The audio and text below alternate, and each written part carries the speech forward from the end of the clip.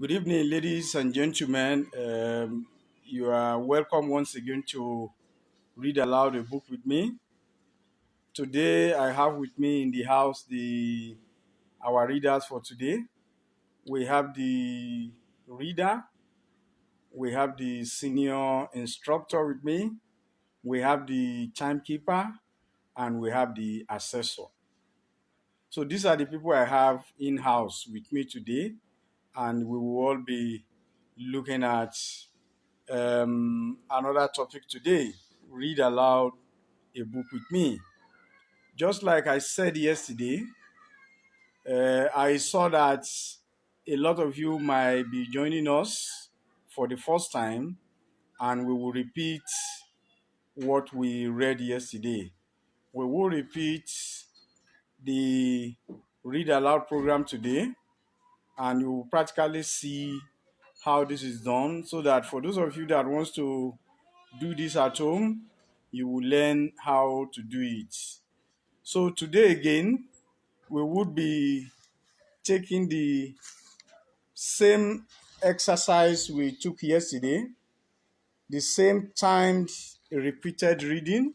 I take it again as the name, timed repeated reading. That is what we are taking again today. Time repeated reading. I told you yesterday the importance of time repeated reading. I told you that it's important in developing fluency in our children. It improves reading rates, and when we talk about reading rates, we are looking at fluency. It also improves accuracy, the rate at which the reader is accurate. It also helps us to learn how to identify the level of comprehension and the rate of comprehension by the reader. So this is why this approach is very important, and we all need to look at it very critically. For those of us that want to try this approach at home, these are what and what you need. You need an age specifically in nursery 2. You have to get a nursery 2 book or a storybook for that age. If you are reading with basic 1, you can get the basic 1 literacy book for that child. You need a clock or a stopwatch. You need a pencil and a paper. And remember that you need somebody to be your timekeeper. Okay, so sorry about that. We've got some network issues there. So we said the wall clock or the stopwatch that you've got will be used by the timekeeper, who would help us to note the time that it took the reader to read. And this is also very good for us to determine that time. And also, we need an assessor to help us identify the number of mistakes and the word count, the number of words that the reader was able to read. So if we are able to do this for some time, we will be able to improve both the accuracy and the fluency of this reader. We will improve the fluency and the accuracy of the reader. Now, if we're able to do this, we can also mathematically calculate um, the number of words that the reader was able to read correctly, and from there we will be able to get the percentage accuracy. How to do that is also very simple. You count the total number of words that the reader has read, the number of mistakes he or she made from the words. The Once we get that, we can then get a percentage accuracy, which is number of words read correctly and the total number of words. I take that again. Percentage reading accuracy is the number of words read correctly and the total number divided by the total number of words. We can then move further to also calculate words correct per minute. We can also calculate that. The words correct per minute, which is WCPM. WCPM is calculated on the number of words read correctly divided by the total number of reading time. Once we get the total number of words read correctly, we can then divide that by the total number of reading time.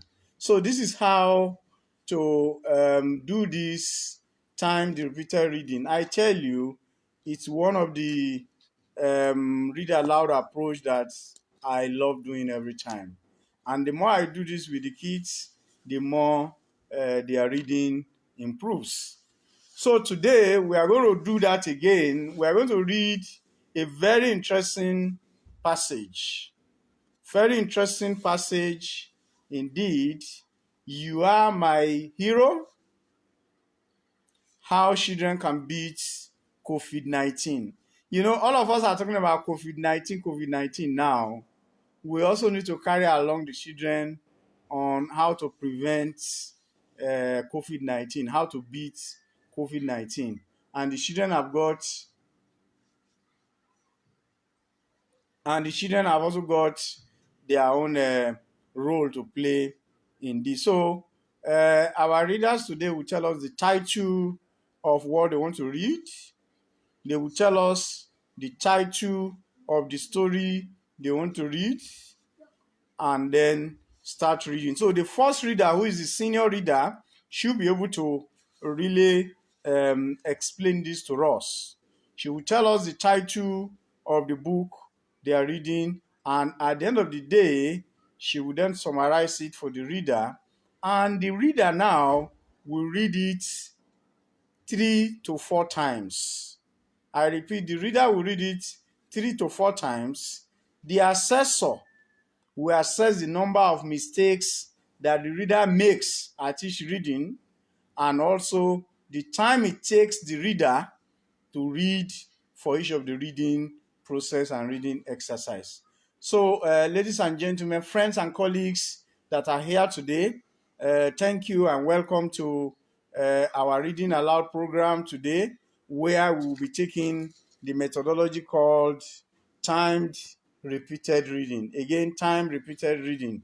So please come along with me now. Our readers are ready, and let them read with us. I hope that the timer is ready and the assessor is also ready to help us note the time and the number of errors made by the reader. But we'll start with the senior readers first. We'll start with the senior readers first, who is going to start the reading process with us.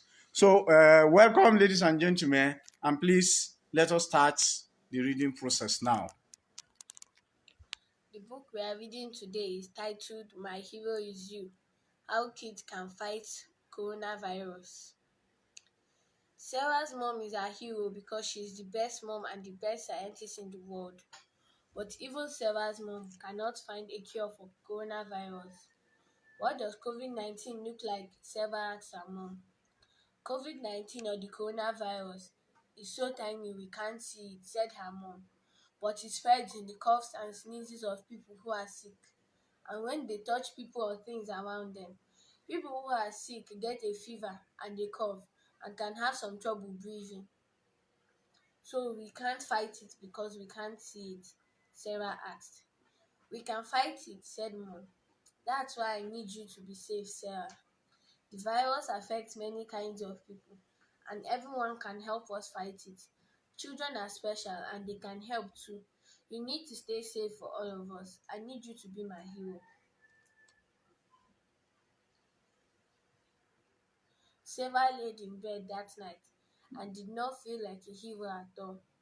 She felt upset. She wanted to go to school, but her school was closed. She wanted to see her friends, but it was not safe. Sarah wanted the coronavirus to stop scaring her world. Heroes have superpowers, she said to herself, closing her eyes to sleep. What do I have? Suddenly, a gentle voice whispered her name in the darkness. Who's there? Sarah whispered back. What do you need to be a hero, Sarah? The voice asked her. I need a way to tell all the children in the world how to protect themselves so they can protect everyone else, said Sarah. So what do you need me to be? The voice asked. I need something that can fly, something with a big voice, and something that can help. With a whoosh, something amazing stepped into the moonlight. What are you? Gasped Sarah. I am Ariel, he said. I've never seen an Ariel before, said Sarah. Well, I've been here all along, said Ariel. I've come from your heart. If I have you, then I can tell all the children in the world about the coronavirus, said Sarah. I can be a hero, but wait, Ariel, is it safe to travel with the coronavirus around? Only with me, Sarah, said Ariel. Nothing can harm you when we are together. So Sarah jumped on Ariel's back, and together they soared out through her bedroom window in the night sky. They flew towards the star and said hello to the moon.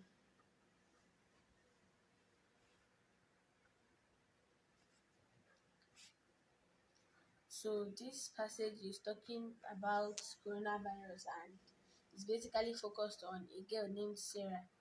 She was scared because she could not do anything again. They had closed down school, she could not go out, and she was talking to her mom about coronavirus, and her mom said that she can be a hero by staying safe and protecting herself from coronavirus.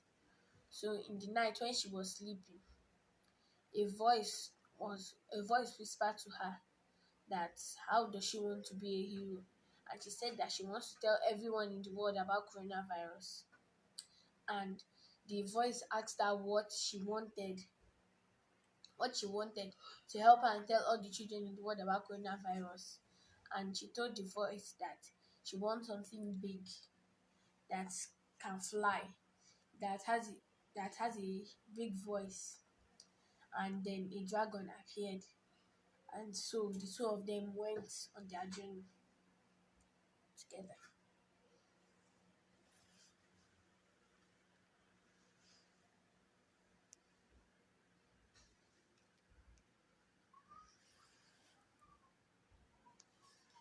Sarah's mom is her hero because she is the best mom and the best scientist in the world. But even Sarah's mom could not find a cure for the coronavirus. What does COVID-19 look like? Sarah asked her mom. COVID-19 or coronavirus is so tiny we can't see it, said her mom, but it spreads in the cough and sneezes of people who are sick, and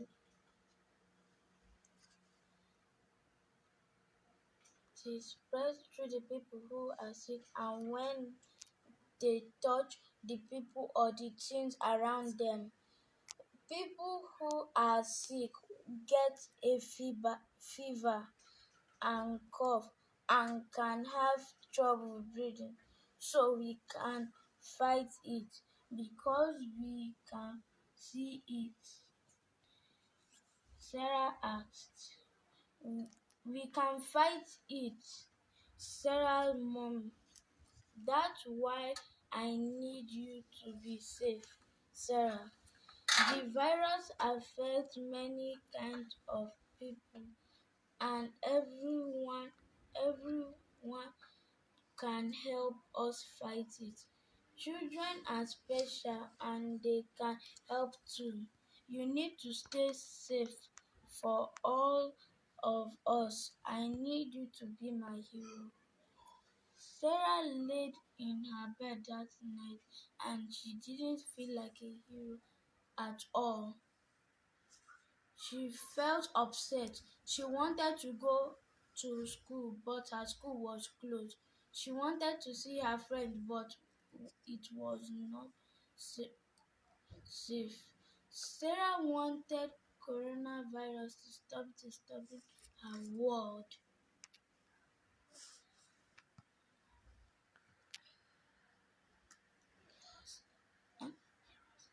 heroes have superpowers. She she said to herself, closing her eyes to sleep. What do I have? Suddenly, a gentle voice whispered her name in the darkness. Who's there? Sarah whispered back. What do you need to be a hero? Sarah, the voice asked her. I need a way to tell all the children in the world how to protect themselves from the how to protect themselves so they can protect everyone else, said Sarah. So what do you need me to be? The voice asked. I need something that can fly, something with a big voice, and something that can help with a whoosh. Something amazing steps into the moonlight. No. So go back again. Go and read again. Go and start from the beginning. Sarah's mom is her hero because You said the time started. she is the best mom and the best scientist in the world. But even Sarah's mom cannot find a cure for the coronavirus. What does COVID-19 look like? Sarah asked her mom. COVID-19 or the coronavirus is so tiny we can't see it, said her mom, but it spreads in coughs and sneezes of the people who are sick, and when they touch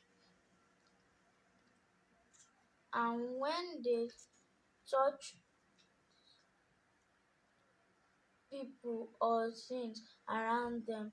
People who are sick get a fever, cough, and so, and have some trouble breathing. So we can fight it because we can't see it. Sarah asked. We can fight it, said Sarah's mom. That's why I need you to be safe. Sarah, the virus affects many kind of people and everyone can help us to fight it. Children are special and they can help too. You need to stay safe for all of us. I need you to be my hero. Sarah laid in bed that night and did not feel like a hero at all. She felt upset. She wanted to go to school, but her school was closed. She wanted her friend, but it was not safe. Sarah wanted the coronavirus to stop scaring her world. Here, heroes have superpowers, she said to herself, closing her eyes to sleep. What do I have? Suddenly, a gentle voice whispered her name in the darkness. Who's there? Sarah whispered back. What do you need to be a hero? Sarah, the voice asked her. I need a way to tell the children in the world how to protect themselves so they can protect everyone else, said Sarah. So what do you need me to do to be? The voice asked. I need something that can fly, something with a big voice, something that Sarah's mom is her hero because she is the best mom and the best scientist in the world. But even Sarah's mom cannot find a cure for the coronavirus. What does COVID-19 look like? Sarah asked her mom. COVID-19 is the coronavirus. It's so tiny we can't see it, said her mom. but it spreads in the cough and sneezes of people who are sick and when they touch people or things around them. People who are sick get a fever a and a cough and can have trouble breathing. So we can fight it because we can't see it, Sarah asked. We can fight it, said Sarah's mom. That's why I need you to be safe, Sarah. The virus affects many kind of people and everyone can help us fight it. Children are special and they can help too. You need to stay safe for all of us. I need you to be my hero. Sarah laid in bed that night and and did not feel like a hero at all. She felt upset. She wanted to go to school, but her school was closed. She wanted to see her friends, but it was not safe. Sarah wanted coronavirus to stop scaring her world. Heroes have superpowers, she said to herself, closing her eyes to sleep. What do I have? Suddenly, a gentle voice whispered her name in the darkness. Who is there? Sarah whispered back.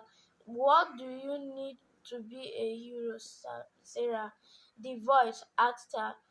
I need a way to tell the children in the world how to protect themselves so they can protect everyone else, Sarah said.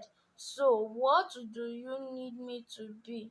The voice asked. I need something that can fly, something with a big voice, and something that can help. With a whoosh, something amazing stepped into the moonlight. Okay. Thank you so much. Thank you, everyone. Now we have seen them read. We have seen our reader read today on our exercise. For those of you that are just joining us today, thank you for your participation. Today we are looking at another type of read aloud, and that is called timed repeated reading. Timed repeated reading, where a child will read a passage repeatedly for 3 or 4 times.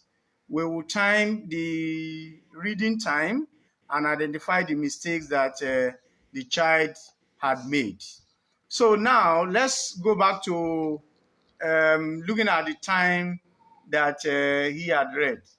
So my timekeeper, how long did it take the reader to read for the first time?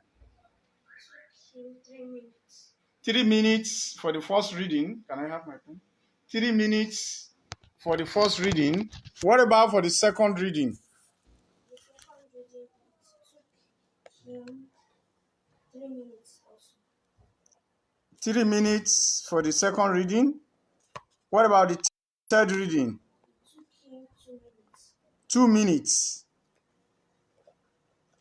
Okay.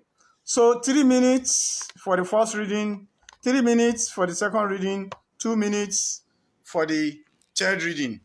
Then let's look at the mistakes. How many mistakes did he made in the first reading?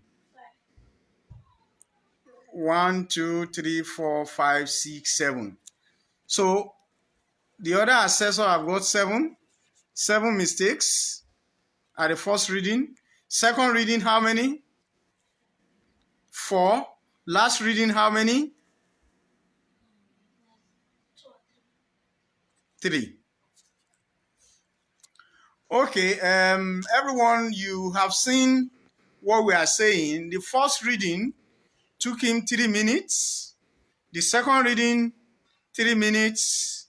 And the third reading, 2 minutes. So, assessor, can you help me now to count the total number of words he read? Count the total number of words that he read. Now, what we are doing is to get the total number of words that he read. We've noted the total number of mistakes. So if we deduct the total number of words from the number of mistakes, we will get the number of words he read correctly.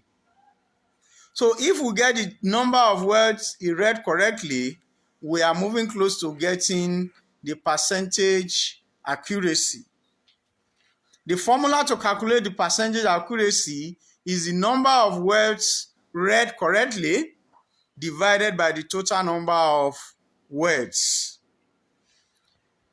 I take that again. Percentage accuracy is the number of words read correctly divided by the total number of words.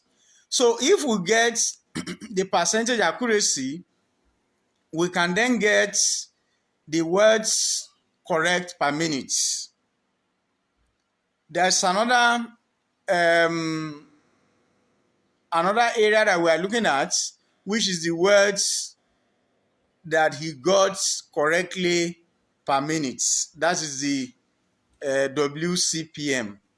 And this WCPM will help us to note how this reader is comprehending whatever he had read in that passage. So like we said initially, that why is this approach important? Why is the timed repeated reading approach important for reading and to help build our reading literacy? It is very important because it's an instructional practice that can help us monitor our student and our reader to be able to determine their level of fluency development. Remember when we started that one of the indicators that we can be tracking is the percentage fluency. Another one is also the percentage accuracy, and another one is the level of comprehension. So we would be able to determine that today because now my assessor is helping us to count the total number of words that our reader was able to read today. So before we get that from our assessor, let me take you through this again. Remember that our theory is the balanced literacy theory. We are using the balanced literacy theory, and we're also using the World Bank learning poverty framework. Learning poverty framework is telling us that a 10-year-old should be able to read a simple story and comprehend such a story. 10-year-old should be able to read and comprehend a simple story. So the total number of words he read is 298. Total number of mistakes, 7. So from there now, we can get the number of words read correctly. So number of words read correctly is 291. And the total number of words is 298. So who is the mathematician that can help us there? Faith, please be the mathematician. 291 divided by 298. Use the Excel there. Use the Excel formula there. Are you in Excel now? Use the formula is equal to 291 divided by 298 multiplied by 100.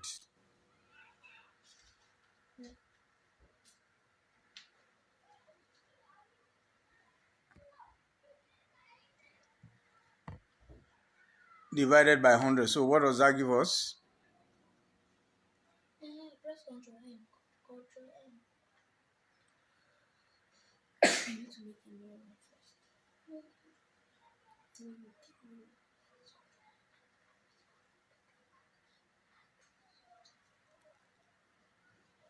Is equal to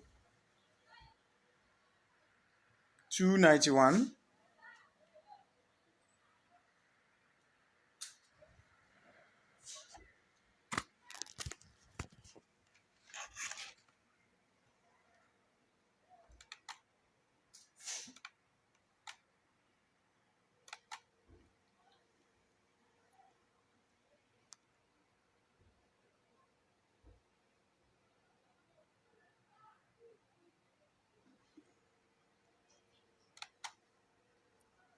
291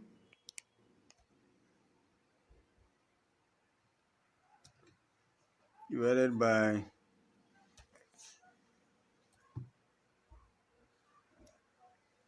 so we have got it here.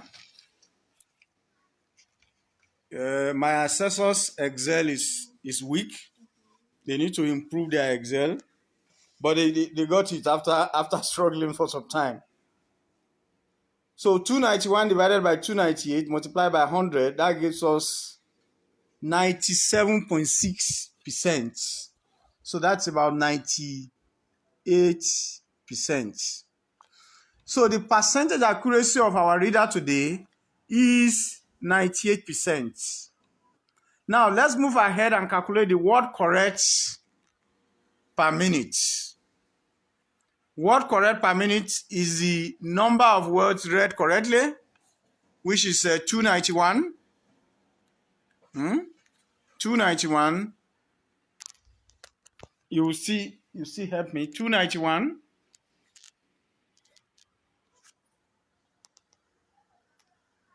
291 divided by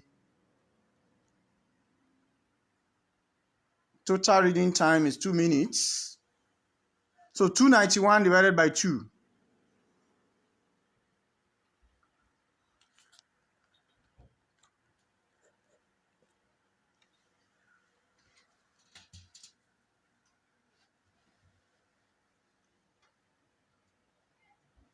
145 point what?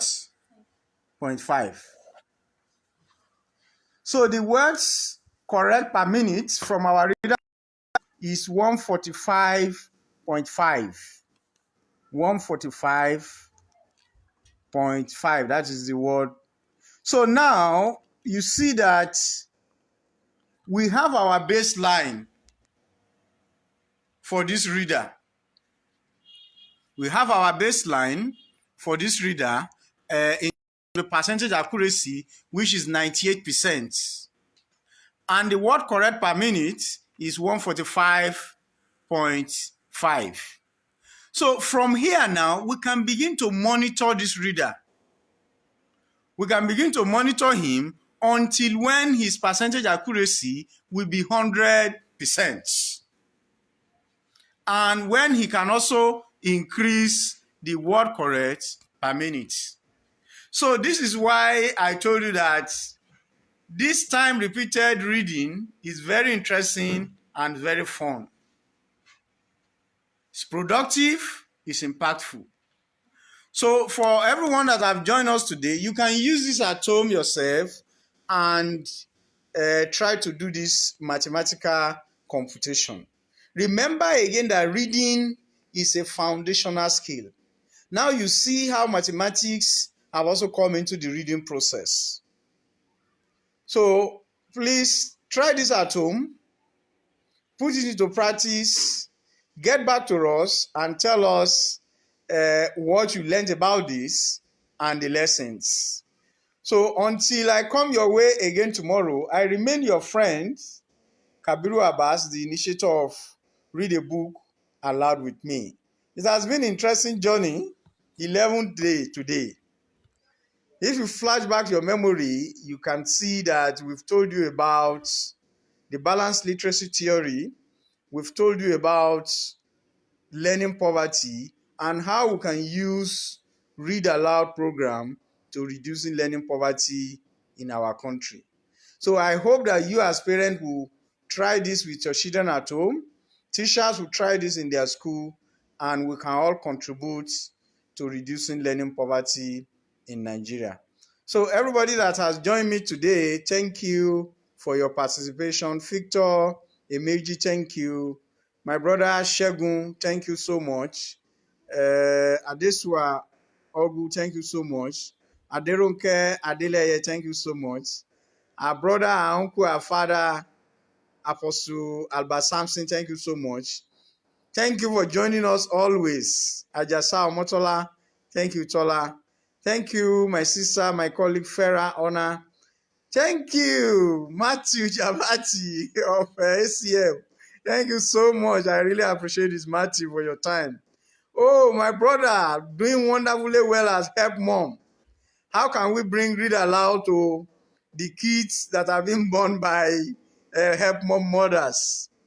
Please encourage mothers in help mom to start reading aloud with the kids at infants. In fact, they can start reading with them when the kids are 3 months old, 4 months old, 5 months old. Research has shown that if we start reading for kids and infants, we will increase their level of vocabulary and their level of fluency. I can discuss this with you bilaterally, my friend Adereni Abiodun. Busayo Ewuyemi, thank you always.